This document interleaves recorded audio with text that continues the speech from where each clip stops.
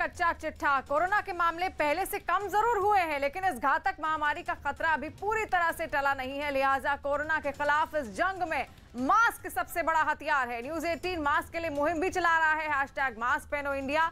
News 18 आप सबसे appeal करता है कि मास्क जरूर पहने, क्योंकि सावधानी ही सबसे बड़ा बचाव है। और अब बात अफगानिस्तान की। अफगानिस्तान में तालिबान राज की स्थापना हो चुकी है, लेकिन तालिबान के राजधानी काबुल पर कब्जा करते ही जैसे भूचाल आ गया। तालिबान की दहशत से लोग जान बचाकर भागने लगे। काबुल एयरपोर्ट पर तो भगदड़ मच गई। यकीन करना थोड़ा मुश्किल है, लेकिन कुछ लोग विमान की छत पर सवार हो गए। तालिबान से जान बचाने की जद्दोजहद में कुछ लोग विमान से नीचे गिर पड़े और उनकी मौत हो गई। देखिए काबुल में मौत की रूह कपा देने वाली दौड़।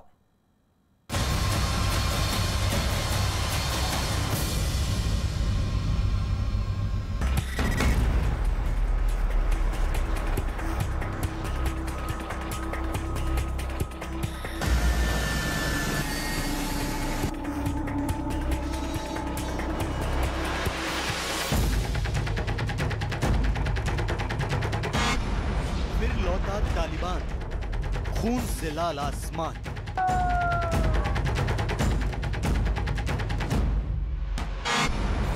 काबुल में कोहराम, मुसीबत में लोगों की जान।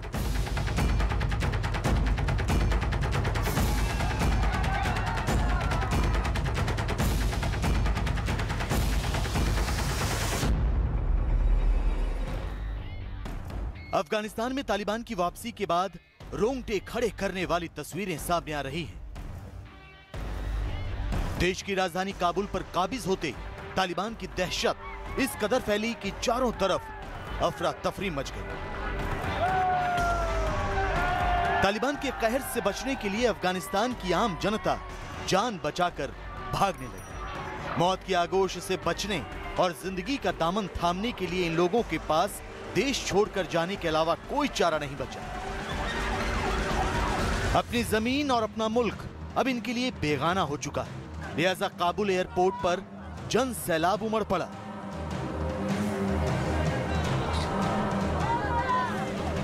रात से ही सैकड़ों की तादाद में लोग यहां जमा होने लगे। काबुल एयरपोर्ट तक जाने वाले सभी रास्ते जैम हो गए। देखते ही देखते हजारों लोग इकट्ठा हो गए और काबुल एयरपोर्ट से रवाना होने वाले विमानों पर सवार होने के लिए भगदड़ मच गई। कोई सीढ़ी लगाकर विमान में सवार होने की कोशिश करता नजर आया, तो कोई दूसरे को धक्का देकर। हद तो तब हो गई जब लोग अमेरिकी वायुसेना के एक विमान पर जबरदस्ती चढ़ने की कोशिश करने लगे। इन लोगों को रोकने के लिए गोली तक चलानी पड़ी, लेकिन फिर भी लोग नहीं माने और विमान के साथ साथ दौड़ते रहे। कुछ लोग तो विमान की छत पर भी सवार हो गए। बताया जा रहा है कि कुछ लोग विमान के बाहर मौजूद थे, जो उसके टेक ऑफ करने के बाद हवा से जमीन पर गिर गए, जिससे उनकी मौत हो गई।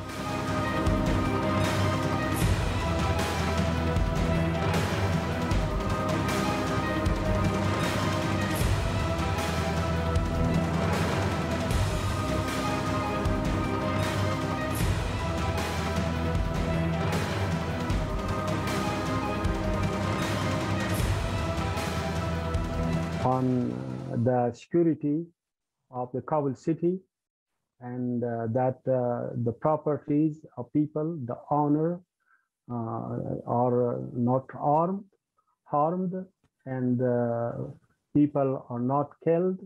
It is important for us to take all the necessary measure for the security of people. So that we are doing right now.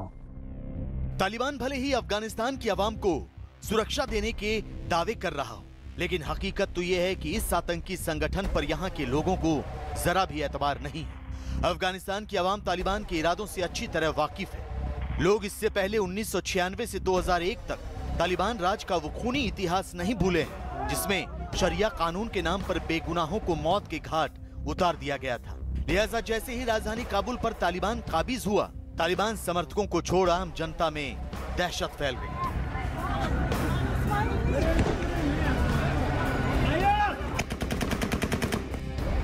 देखते ही देखते हजारों की तादाद में लोग काबुल एयरपोर्ट पर इकट्ठा हो गए। जान बचाने के लिए लोग वहां से गुजर रहे हर दूसरे विमान पर सवार होने की कोशिश करने लगे। इस कोशिश में भगदड़ भी मची और गोलियां भी चली। जिनमें करीब 5 लोगों की मौत हो गई। सोचिए इनके अंदर तालिबान का खौफ किस कदर घर कर चुका है कि ये रनवे पर दौड़ते विमान पर भी सवार होने की कोशिश करने लगे। यही नहीं, कुछ लोग तो विमान के छत पर तो कुछ बंद दरवाजे के पास खड़े हो गए, ये जानते हुए भी कि विमान के उड़ान भरते ही वो जमीन पर आ गिरेंगे। लेकिन तालिबान नाम की आफत से पीछा छुड़ाने के चक्कर में इन्होंने जानबूझकर मौत को दावत दी। देखिए कैसे कुछ लोग आसमान में उड़ते विमान से गिर रहे हैं। In this short period of time, we have witnessed dramatic changes in the situation. We have also seen very unfortunate scenes at the Hamid Karzai International Airport in Kabul. There is widespread panic among the people. Women and children are in distress.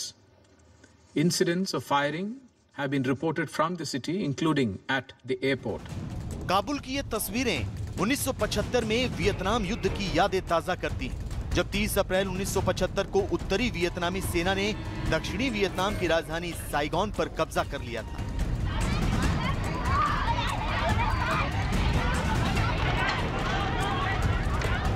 उनतीस और 30 अप्रैल 1975 के बीच अमेरिकी helicopter अमेरिकी राजनयिकों और Vietnam के कुछ लोगों को निकालने के लिए साइगोन में अमेरिकी दूतावास की छत पर 10 मिनट के अंतराल पर कई बार उतरे। इसे ऑपरेशन फ्रीकेंट विंड का नाम दिया गया।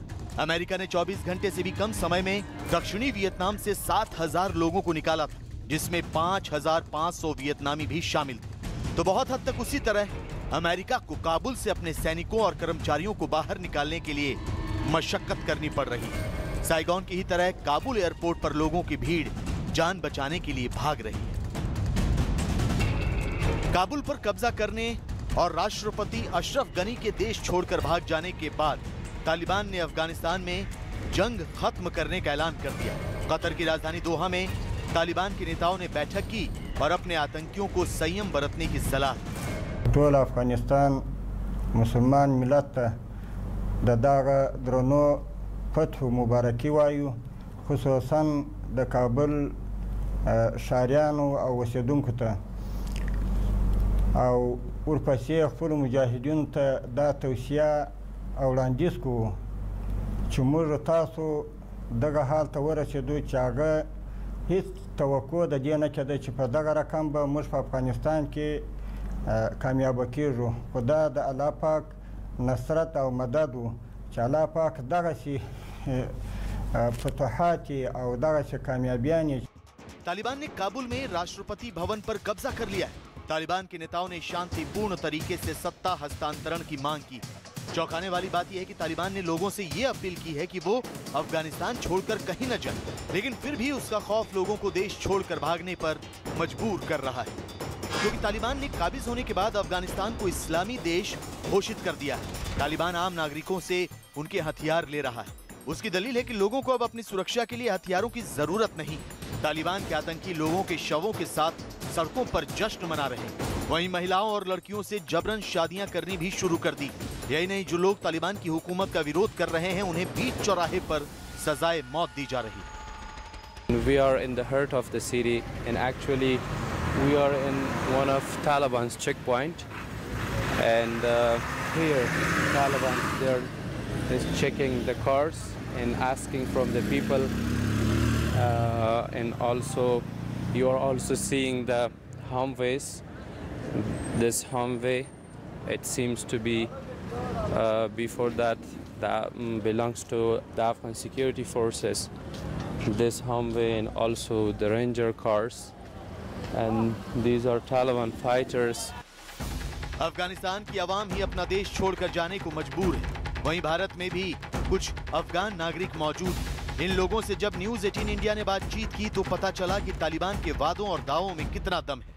दरअसल तालिबान आम लोगों की हिफाजत नहीं करता, बल्कि उन पर जुल्म की इंतहा करता है। फायरिंग हो रही है, बहुत ज़्यादा फायरिंग हो रही है, बहुत ज़्यादा लोग परेशान है। वहाँ पे खाने पीने को लिए कुछ नहीं है, किसी को घर में सुकून नहीं है। लड़कियों को उठा के लेके जा रहे हैं, बेच रहे हैं, उनके साथ बुरा सलूक कर रहे हैं। लेडीज़ के साथ तो सबसे ज़्यादा बहुत बुरा सलूक हो रहा है। इधर आया डरने के खातिर हमारा सिक्योरिटी प्रॉब्लम था, क्योंकि उन लोग के उधर रहते प्रॉब्लम क्या था कि लेडीज़ के ऊपर ज़्यादा प्रॉब्लम था। 12 साल या 13 साल का लड़की के साथ शादी करते हैं, लेडीज़ का मारते, स्कूल बंद था, पढ़ाई नहीं था, बिजनेस बहुत कम था, लोग डरते कि हमारा पैसा चोरी होगा।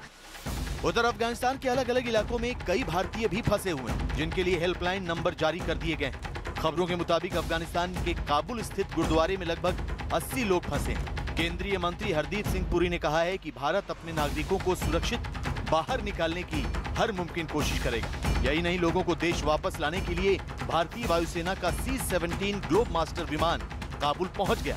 करीब 500 भारतीयों को सुरक्षित निकालने का मिशन शुरू कर दिया गया है। कह नहीं सकता मैं कि मेरी पूरी फैमिली मेरी फंसी हुई है वहाँ पर, पूरे सारे लोग फंसे हुए हैं वहाँ पर। 80-90 मेंबर्स हैं, 80-90 मेंबर से भी ज्यादा बंदे हैं। वहाँ रहते थे? कितने सालों से काबुल में रहती है फैमिली? नहीं, हमारी फैमिली तो बहुत सारे बंदे वहाँ पर रहते थे। मैं तो उनसे यही बेनती करना चाहता हूँ कि बस ये मैं करना चाहता हूँ कि बस जल्द से जल्द जो हो सके ना, तो मेरे ये अपने पूरे 80-90 मेंबर्स को ना बस जल्दी निकाल के बस अपना दिल्ली में पहुंचाया जाए। अफगानिस्तान में तालिबान के आने के बाद जो हमारे सिख भाई गजनी में थे, जलालाबाद में थे, वो सब लोगों ने काबुल गुरुद्वारे में शरण ले रखी है। इसमें कुल 320 लोग हैं, जिनमें से 50 हिंदू परिवार हैं, बाकी सिख हैं। ये सब महफूज हैं और गुरुद्वारे के अंदर ही सब लोग हैं। अभी कुछ पल पहले ही वहाँ के लोकल तालिबान लीडर्स हैं, उन्होंने गुरुद्वारे को विज़िट किया, हमारे प्रधान जी के साथ बैठकर चर्चा की और उनको ये आश्वासन दिलाया कि आपको घबराने की जरूरत नहीं, आपकी सुरक्षा की हम जिम्मेवारी लेते हैं।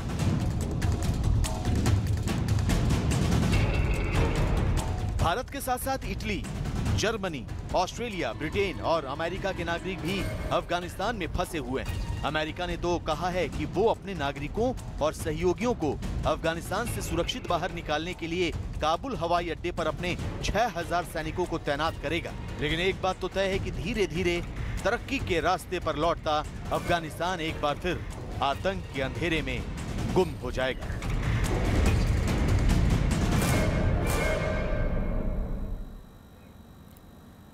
अफगानिस्तान में तालिबान सरकार बनाने की तैयारी कर रहा है। दोहा में तालिबान के नेता मीटिंग कर अगली सरकार की रूपरेखा तय करेंगे। तालिबान के मुल्ला अब्दुल गनी बरादर ने कहा है कि तालिबान के लिए अफगानिस्तान के मौजूदा हालात किसी अग्नि परीक्षा से कम नहीं, लेकिन सवाल यह है कि अफगानिस्तान के इन हालात का जिम्मेदार कौन है?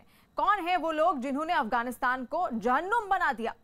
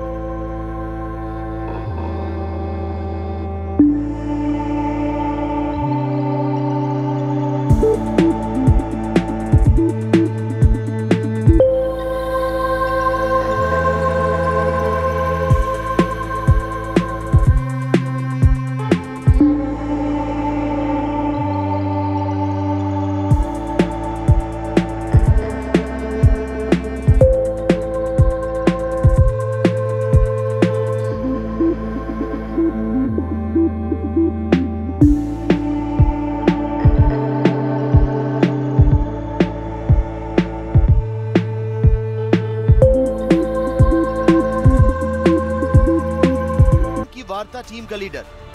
अब्दुल्ला अखुंज़ादा का सबसे भरोसेमंद शख्स अब्दुल्ला हकीम हक्कानी धार्मिक विद्वानों की परिषद का प्रमुख भी है। सिराजुद्दीन हक्कानी यह हक्कानी नेटवर्क का नेता है। कमांडर जलालुद्दीन हक्कानी का बेटा है। 20 साल से जिस अफगान नेशनल सिक्योरिटी फोर्स को रेज किया गया, ट्रेन किया गया, इक्विप किया गया, वो भरभरा के गिर गई। उसी तरीके से अगर 2 करोड़ लोग चाहते हैं कि उन पे 50,000 तालिबान राज करें, तो सिविल रेजिस्टेंस भी कहीं देखने को नहीं मिला। उसके बरक्स, उसके उल्टे इन्होंने लोगों ने उनको बुलाया। तालिबान को मजबूत बनाने में अफगानियों की खामोशी ने तो बहुत बड़ा किरदार अदा किया, लेकिन अमेरिकी सेनाओं की वतन वापसी के साथ चीन और पाकिस्तान की नापाक साजिशों ने भी तालिबान को इतना ताकतवर बना दिया कि उसने 3 महीनों में ही पूरे अफगानिस्तान को अपनी मुट्ठी में कर लिया। इससे पहले कि हम चीन के अफगानिस्तान में किरदार का विश्लेषण करें, सुनिए उसके इशारों पर नाचने वाला पाकिस्तान आखिरकार किस तरह तालिबान के आगे सिर झुका रहा है। ज़हनी गुलामी की जंजीरें तोड़ना ज्यादा मुश्किल होता है। जो अभी अफगानिस्तान में गुलामी की जंजीरें तो तोड़ दी उन्होंने। पाकिस्तान के वजीर आजम इमरान खान तालिबान राज का खैर मकदम कर रहे हैं, करें भी क्यों ना। शुरुआत से ही पाकिस्तान ने तालिबान को हर मुमकिन मदद जो पहुंचाई है। पाकिस्तान सेना के जवानों ने तालिबान के लिए जंग लड़ते हुए अपनी जान गंवाई है। पाकिस्तान परस्त आतंकियों ने तालिबान के लिए अफगान आर्मी से मोर्चा लिया है। और देखिए जिस प्रकार से तालिबान का आधार रहा है फंडामेंटलिज्म, एक्सट्रीमिज्म और जिहादिज्म का, और जिस प्रकार पाकिस्तान का आधार रहा है स्टेट पॉलिसी का, झूठ, प्रॉक्सी और प्रोपेगेंडा, और जिस प्रकार से ये अभी भी लगा हुआ है इसी नापाक खेल के लिए। लेकिन एक बात पक्की है, जो अफगानिस्तान राष्ट्र है ना, जो अफगानिस्तान के लोग हैं, जो उनकी आत्माएं अगले 1000 साल तक पाकिस्तान को माफ नहीं करेगी। पाकिस्तान तो पाकिस्तान, कल तक तालिबान की मुखालफत करने वाला चीन भी अब उसके सुर में सुर मिला रहा है।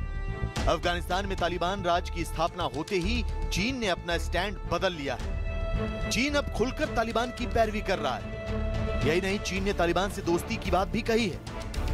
दरअसल चीन तालिबान के कंधे पर सवार होकर अफगानिस्तान में अपनी मौजूदगी बढ़ाना चाहता है, क्योंकि अफगानिस्तान में प्राकृतिक संसाधनों की भरमार है। यहाँ सोना, तांबा और दुर्लभ धातुओं के भंडार हैं। भौगोलिक और सामरिक दृष्टि से देखें तो अफगानिस्तान बेहद अहम है। चीन, ईरान, पाकिस्तान, ताजिकिस्तान, तुर्कमेनिस्तान और उज्बेकिस्तान से इसकी सीमाएं मिलती हैं। चीन चाहे तो भविष्य में यहाँ अपना सैन्य अड्डा बनाकर अमेरिका और भारत को चुनौती दे सकता है। इसके अलावा चीन का बेल्ट एंड रोड प्रोजेक्ट भी अफगानिस्तान से होकर गुजरता है। वो नहीं चाहता कि उसके इस प्रोजेक्ट पर आंच आए, जबकि पाकिस्तान और चीन यहाँ तालिबान के जरिए भारत के हितों को चोट पहुंचाने में भी कामयाब हो सकते हैं। Two major reasons. One is that China is very concerned about a terrorism threat from a group known as the Turkestan Islamic Party, or TIP, which is mainly comprised of Uyghur militants. China is very concerned about this group, and it is very keen to degrade the threat posed by that group. The second reason why Afghanistan is so important to China is because China has long wanted to expand its Belt and Road Initiative into Afghanistan, but has not been able to because of the war, and it wants to. एक वक्त था जब Afghanistan fashion, रोजगार, career और कानून व्यवस्था के लिए मशहूर था, लेकिन अब ये मुल्क दहशतगर्दी के लिए कुख्यात है। पाकिस्तान के साथ चीन और इन दोनों की शह पर तालिबान ने अफगानिस्तान को जहन्नुम बना दिया है।